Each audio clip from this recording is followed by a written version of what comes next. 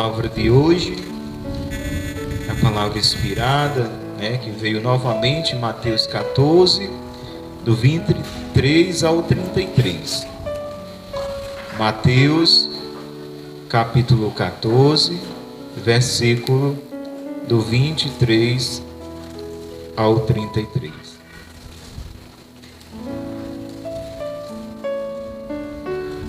Mateus 14, versículo do 23 ao 33.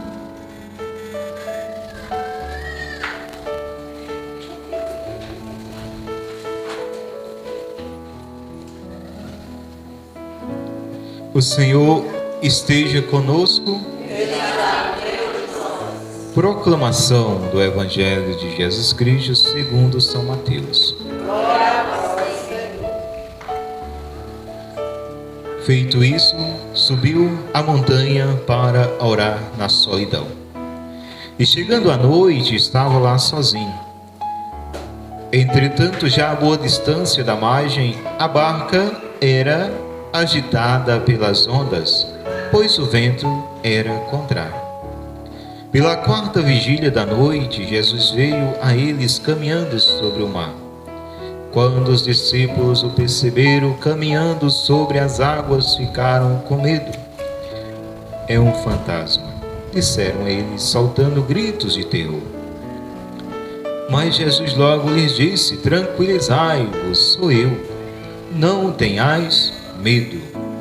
Pedro tomou a palavra e falou: Senhor, se és tu, manda-me ir sobre as águas até junto de ti. Ele disse-lhe: vem. Pedro saiu da barca e caminhava sobre as águas ao encontro de Jesus. Mas, redobrando a violência do vento, teve medo e, começando a afundar, gritou: Senhor, salva-me. No mesmo instante, Jesus estendeu-lhe a mão, segurou e lhe disse: homem de pouca fé, por que duvidastes? Apenas tinham subido para a barca, o vento cessou.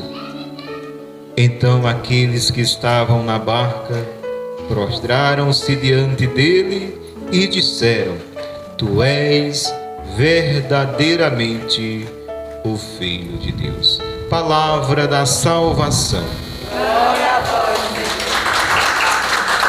Que as palavras do Santo Evangelho perdoem os nossos pecados, nos conduza à vida eterna. Amém. Queridos irmãos, queridas irmãs, povo amado de Deus, caríssimos, nós somos caros para Deus. Nosso preço nada pode pagar, porque foi Jesus, Jesus deu a vida, Jesus derramou seu sangue, Jesus entregou-se por cada um de nós. Por isso nós devemos nos valorizar como joias raras de Deus, como obras-primas de Deus, como algo precioso, muito precioso para Deus, muito precioso para Jesus. Foi Jesus que nos comprou com seu sangue. Qual o preço, Pai? Só o sangue do próprio Filho de Deus poderia nos resgatar da situação que nós nos encontrávamos. Não tinha mais jeito, não tinha mais salvação. Sangue de bode, de cabrito, de touro, não estava dando mais jeito. O pecado havia cobrido toda a face da terra, de uma forma que houve um momento que Deus disse: Noé, entra na arca, porque todo homem é carne, não me obedecem, não quer saber mais de mim, mas tu ainda me escuta um pouco. Entra nessa barca que eu estou te mandando fazer, tu e tua família, e coloca aí um casal de cada animal, porque vai chover sobre a terra vai ser inundada e vão perecer, vão morrer. Mas tu e tua família será salvo, será poupado. E assim Noé obedeceu. Amém?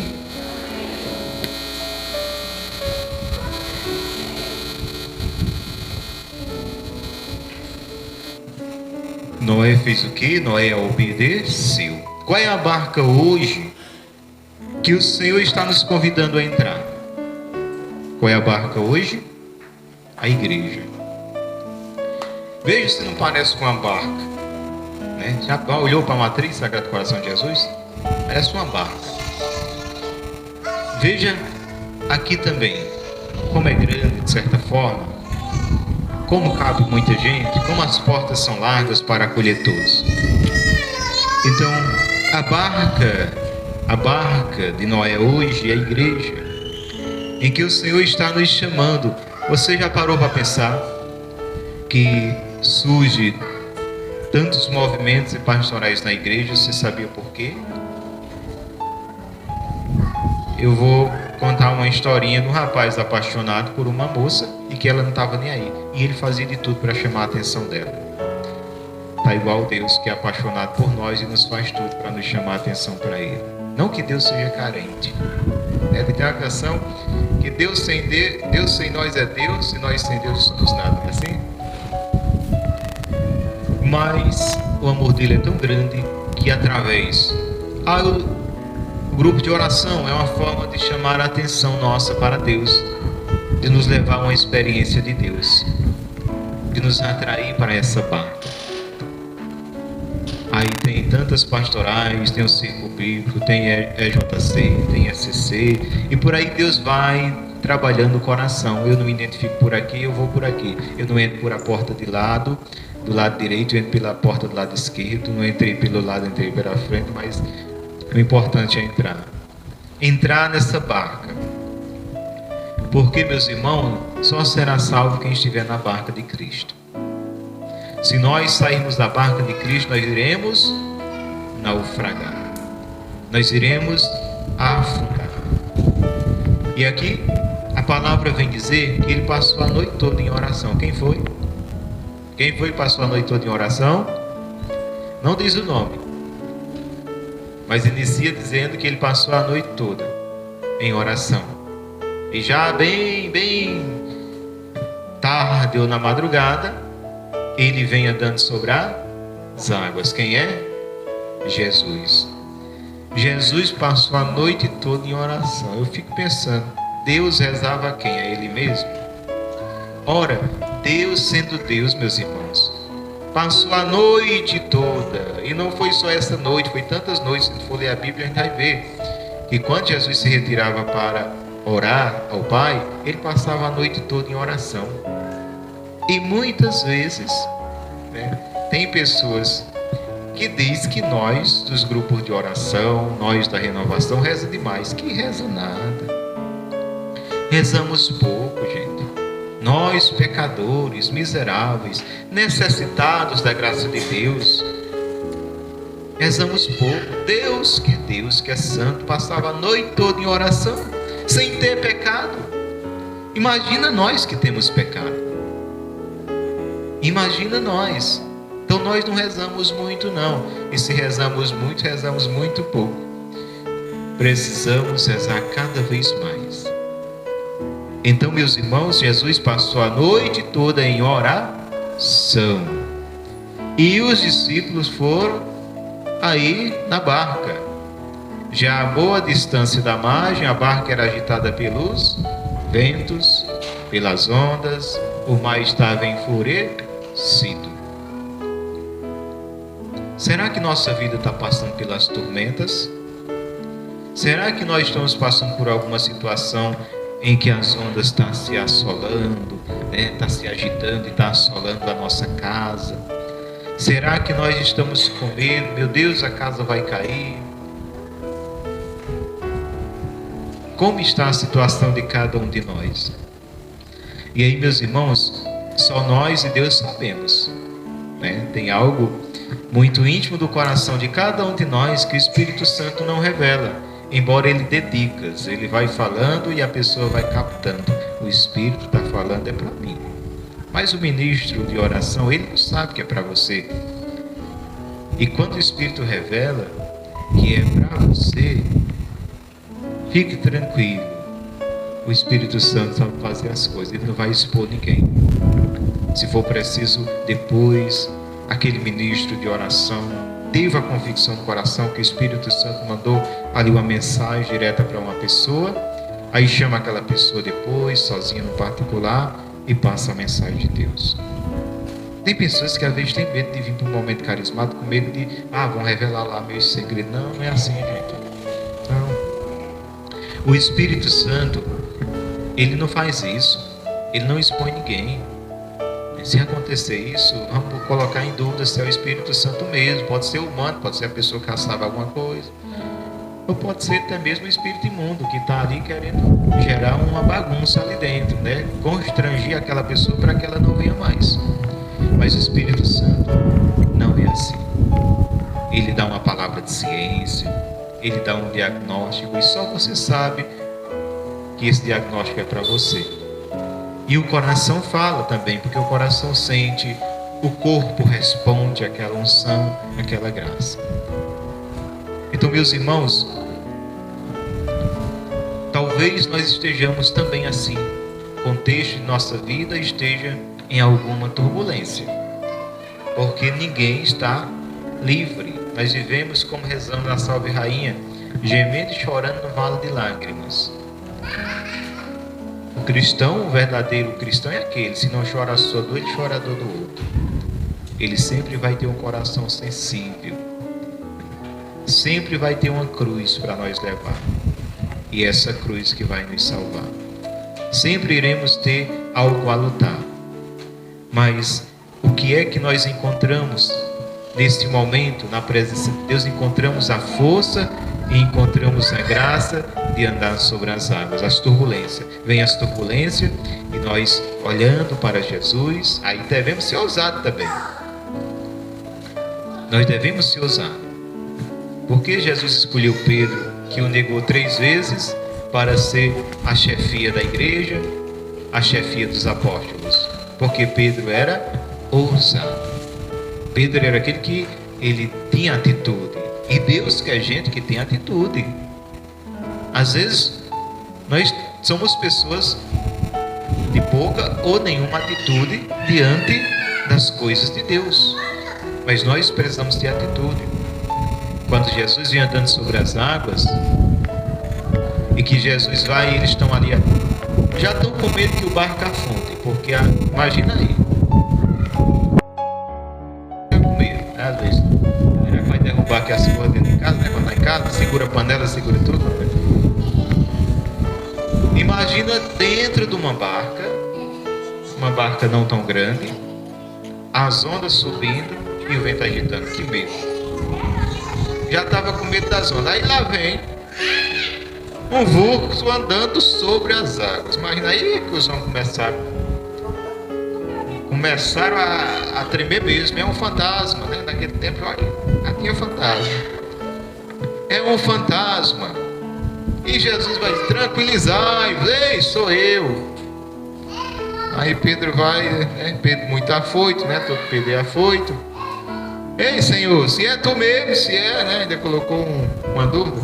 Se é tu mesmo, manda-me ir sobre as águas. Aí Jesus vai e diz, vem, Pedro. Interessante que Pedro, ele confiou em Jesus, porque a pessoa está no meio lá do mar, e a pessoa vem andando e diz assim, ei, vem, pode vir. Eu vou nada. Eu vou nada. Teve um pastor, né, se você for por cada coisa, né, por o mundo afora aí, teve um pastor que queria, ele disse que iria realizar esse milagre de andar sobre as águas. E aí chamou a reportagem, entraram numa lancha, ligaram o motor, foram bem adentro do mar. Quando chegou lá, ele fez uma oração, disse, eu vou andar sobre as águas. Aí quando pisou na água, afundou. Sabia nem nadar, morreu afogado.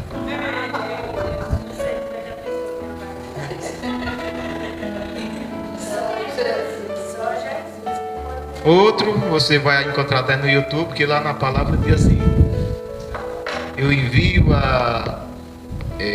Se beber algum veneno mortal, não lhes fará mal, quando Jesus enviou os apóstolos.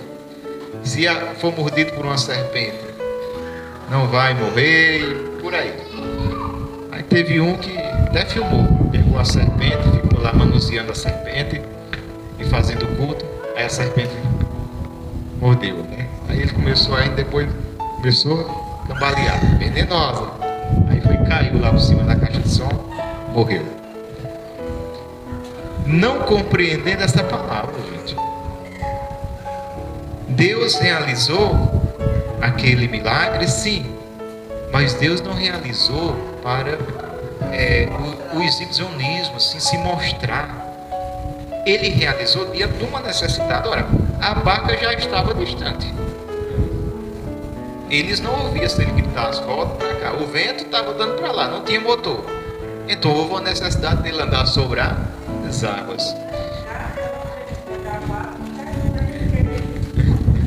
Outro ponto, mostra o poder de Deus. Meus irmãos, o nosso Deus é aquele que manda sobre as águas, sobre o mar, sobre o vento. E tem uma canção que diz: o nosso Deus é poderoso, Ele reina antes da criação do mundo. Então, nosso Deus é um Deus poderoso. Eu fico pensando porque às vezes nós, católicos, precisamos sair dessa barca para procurar talvez outra barca para se encontrar com esse Deus poderoso. Ou seja, tem gente que diz assim: eu vou sair da igreja católica porque eu quero me libertar, e ali eu vou me libertar. Ora, quem liberta, quem cura é Jesus, é o Espírito Santo.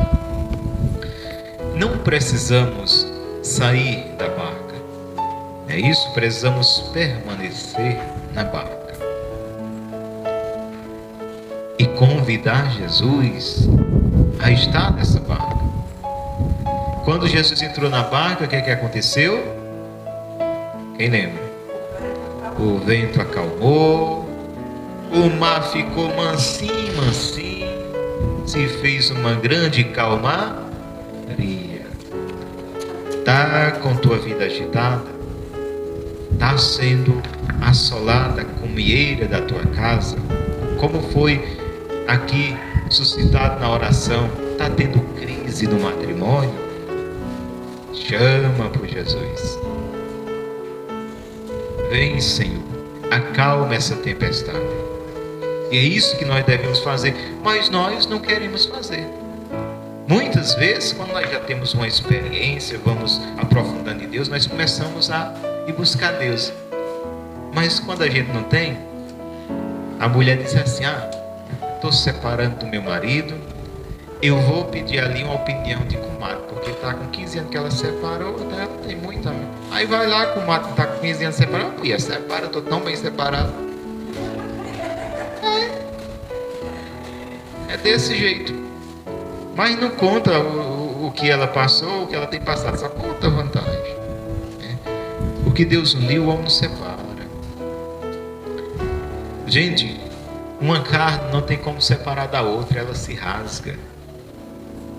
Ela rasga, ela pode rasgar, e quando há um rasgar, há uma incisão, né?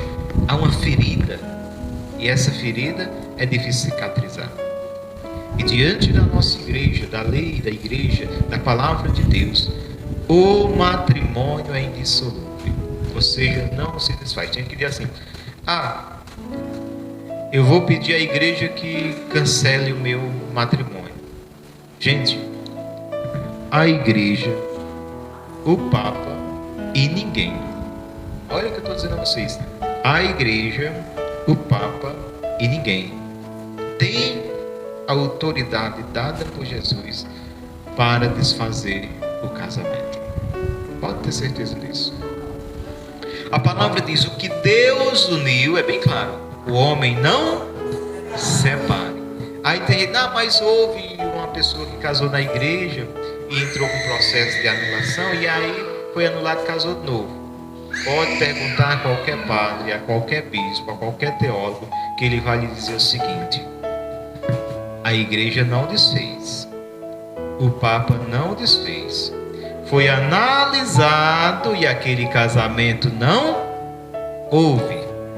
E a igreja deu um veredito pelo tribunal eclesial que aquele casamento não houve, e assim há uma permissão da igreja a pessoa casar, porque não houve. Então tem pontos que o casamento não houve. Tem vários, muitos pontos que é analisado e aquele casamento não houve, ou seja, um casamento forçado. Antigamente não tem isso? Casar na marra, na boca do bacamarco. Esse casamento não houve, porque o casamento só acontece quando os dois estão livres e querem. É de livre e espontânea vontade? Sim, não é assim? Então, quando é de livre e espontânea vontade, esse casamento ele acontece, depois que ele acontece, não desfaz não. Ah, mas eu separo mesmo assim. Sim, você pode separar, mas vai morrer sendo esposa de fulano e marido de fulano e Beltrano. Para Deus é assim. Ah, eu vou casar com outro. Não, você vai se amaziar. Essa é a palavra mais correta. Deus é indiferente? Não, Deus é amor. Então, nós que estamos na condição de casados, e talvez qualquer besteirinha a gente pensa em que o melhor é separar, tome muito cuidado, porque o casamento é indissoluto, e na maioria das pessoas que separam, que a mãe se torna pai e mãe, é uma batalha para aquela mulher conduzir lá. E só pela graça de Deus, porque isso é uma incisão tão grande que deixa sequelas muito negativas nos filhos. E a maioria deles se debandam de tal forma que busca refúgio, muitas vezes no alcoolismo, nas drogas e aí outras coisas. Então, para nós que somos casados e estamos casados, possamos cada vez mais vigiar e rezar, e pedir, como foi pedido em oração, que seja dissipado qualquer pensamento negativo da nossa mente, que o melhor é a separação, que não é. Como diz, não separa, se rasga, há uma incisão, uma ferida que não cicatriza. Então convidar Jesus para a barca é convidar e dar liberdade a Jesus de agir na nossa vida, na nossa família, para que essas tempestades cessem, para que essas turbulências possam ir baixando, possa ir amenizando, e a gente vai tendo uma visão, vai tendo aquela paz que só Deus dá, aquela calmaria que Ele deu naquele mar, para que a gente possa perceber que o melhor para nós é viver primeiramente a vontade de Deus, cuidando do que Deus nos confiou. Deus confiou marido e mulher. Paulo vem dizer: mulher, tu pertence a teu marido. Sim, marido, tu pertence à mulher. Ou mais claro, a palavra diz o seguinte: mulher, o teu corpo pertence ao teu marido. Marido, o teu corpo pertence à tua mulher. Assim como Cristo se entregou à sua igreja, os cônjuges, os esposos, se entregam um ao outro numa perfeita comunhão. Então isso é visto sempre como santo diante de Deus. Santo. Muitas vezes a pessoa não tinha conhecimento antigamente, achava que isso era um pecado. Não, gente, isso é santo. Você sabia qual é o projeto de Deus do matrimônio? Projeto de Deus, não falando matrimônio porque foi citado na oração. O projeto de Deus do matrimônio, gente, Deus é criador e o homem é procriador. O projeto de Deus do matrimônio é essas criancinhas que estão correndo, é a família, é gerar filhos para Deus. Esse é o projeto de Deus do matrimônio. Deus é criador e o homem, pela graça e bênção de Deus, os esposos são um procriador, geram filhos para Deus. Então convidemos sempre esse Jesus à nossa casa, ao seio de nossa família, e digamos sempre com confiança: Senhor, acalma essa tempestade.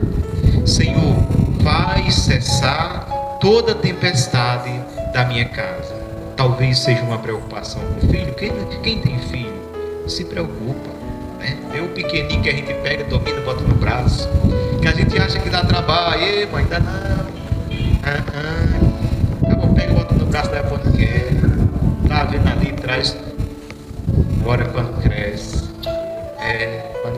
que diz eu vou, eu saio, e a gente fica ali só rezando.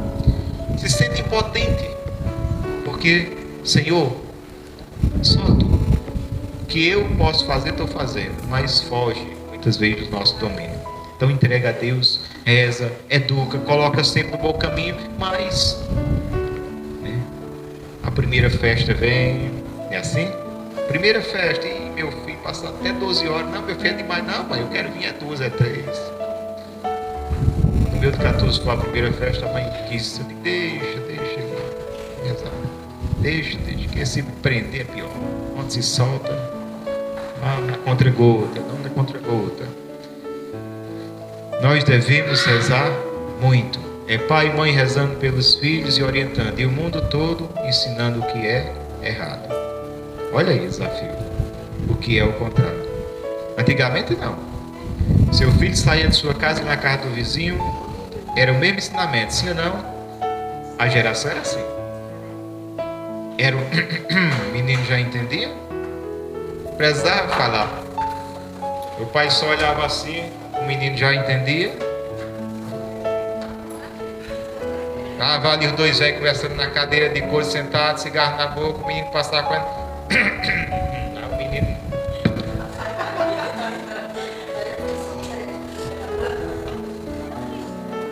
Aí cantar aquela canção do Padre Zezinho, né? Das muitas coisas do meu tempo de criança, guardo vivo na lembrança o apego do meu lar. No fim da tarde, quando tudo se aquietava e a família se ajuntava lá no alpendre a conversar, meus pais não tinham nem escola, nem dinheiro. Todo dia, o ano inteiro, trabalhavam sem parar. Faltava tudo, mas a gente nem ligava. O importante não faltava, seu sorriso e o seu olhar. Tudo, ninguém tinha telefone, era assim. Não tinha água encanada. Era água da cacimba, era água de chuva, era o galão nas costas, né? O menino não tinha carro desse de brinquedo da Estrela, era uma latinha de sardinha com a rodinha, né? Era latinha de óleo, era um bujãozinho de água sanitária cheio de areia e aquela labreta teco, assim. Era um pneuzinho, né? Quem brincou de pneu, botando 2 cabos de vassoura, empurrando o pneu, né? Quem brincou de cavalo de pau? Cavalo de pau. Eu botava meus cavalos para beber água. Era tudo listrado, né? Tirava, fazia aquela listrinha, né? Esse bonequinho de espiga de minhas meninas, né? Faltava, mas a gente nem ligava. O importante não faltava. Seu sorriso e seu olhar, né? Naquele tempo os pais tinha tempo de sorrir, de olhar, hoje já correria. Quando chega, zap, é televisão. Aí o menino está aperreando, aí toma o menino do teu telefone. Tudo se acalma.